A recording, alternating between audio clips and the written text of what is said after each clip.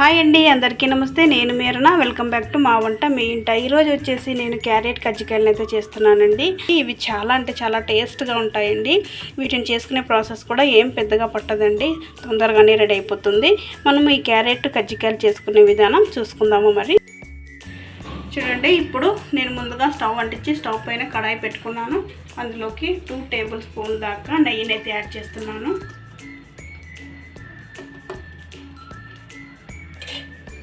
ఇప్పుడు ఇందులోకి నేను ముందుగా 3 క్యారెట్లను అయితే తురుముకొని తీసుకున్నాను. ఈ క్యారెట్ని కూడా, తురిమిన క్యారెట్ కూడా ఇందులో వేసేస్తున్నాను. ఇప్పుడు వీటిని చక్కగా ఫ్రై చేసుకుందాము.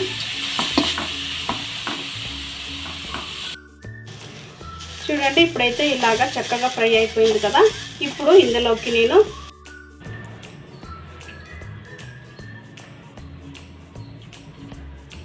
చూడండి, ఈ కప్పుతో నేను 2 కప్పుల పాలు అయితే వేసాను. ఇప్పుడు ఈ పాలల్లో ఈ క్యారెట్ మొత్తం కూడా ఉడికించుకుంటున్నాను. దీన్ని కలుపుతూ ఉడికించుకోవాలండి, లేకపోతే మీగడ కడుతుంది కదా.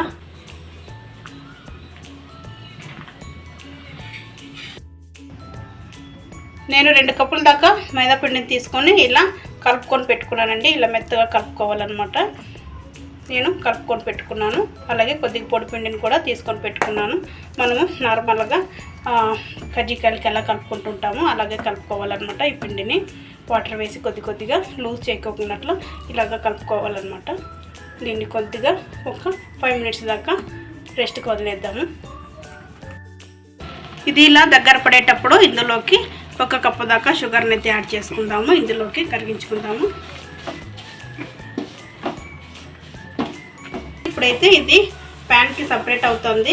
ఇలా ఉన్నప్పుడు నేను ముందుగానే బాదాము, జీడిపప్పు, అలాగే 2 యాలక్కాయలని పొడి చేసుకొని ఇది కూడా ఫైనల్గా వేసేసి కలుపుకుంటున్నాను. ఇక దీన్ని ఒకసారి అలా కలుపుకొని స్టవ్ ఆఫ్ చేసుకుందాము. ఇందులో నుంచి చిన్నగా పిండి ముద్దనెత్తి తీసుకొని దీన్ని పూరీలాగా ఒత్తుకుంటున్నాను. అంటే ఇలా పూరీలాగా తిక్కున్నాం కదా, ఇలాగా రౌండ్ షేప్ ఉండేటువంటిది ఒకటి ఇలాగా తీసుకొని మనం అడ్జస్ట్ కనుక వేసుకున్నామంటే రౌండ్గా వచ్చేస్తుంది. అన్నీ ఒకేలాగా ఉండిపోతాయి అన్నమాట. నేను అన్నీ కూడా ఒకే సైజే చేసుకున్నాను. ఇప్పుడు ఇందులోకి స్టఫింగ్ అయితే పెట్టుకుంటున్నాను. ఇలా పెట్టుకొని ఇలా ఫోల్డ్ చేసుకుంటే కనుక అది చక్కగా రెడీ అయిపోతుంది. ఇలాగ అంచులేముడా ఇలా ఒత్తేసుకోవాలన్నమాట, ఓపెన్ కాకుండా. చూసారా, కజ్జికాయ అయితే రెడీ అయిపోయింది. ఇప్పుడు చూడండి, డీప్ ఫ్రైకి సరిపడా నేను ఆయిల్ని అయితే వేసుకున్నాను. ఆయిల్ హీట్ అయింది. మనం ముందుగా రెడీ చేసి పెట్టుకున్నటువంటి కజ్జికాయలని అయితే నేను ఇందులో వేసేస్తున్నాను.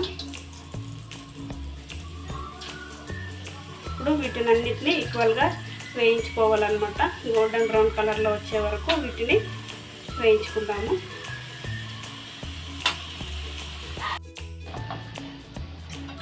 చూడండి, ఇలా కజ్జికాయలను అయితే ఫ్రై చేసుకోవాలన్నమాట ఆయిల్లో. చూస్తున్నారు కదా, ఇలాగే మొత్తం అన్నిటినీ కూడా మనం ఫ్రై చేసుకుందాము. చూడండి, లోపల స్టఫింగ్ కూడా చాలా బాగా వచ్చింది. చూస్తున్నారా, చాలా అంటే చాలా బాగుంటుంది క్యారెట్ కజ్జికాయలు. చూసారు కదండి, క్యారెట్ కజ్జికాయలు చాలా అంటే చాలా టేస్టీగా ఉంటాయి. మీరు కూడా ట్రై చేయండి. మీకు ఎలా కుదిరిందో కామెంట్ సెక్షన్లో కామెంట్ చేయండి. మీకు ఈ వీడియో కనుక నచ్చినట్లయితే లైక్ చేయండి, షేర్ చేయండి, సబ్స్క్రైబ్ చేసుకోండి. Thank you for watching.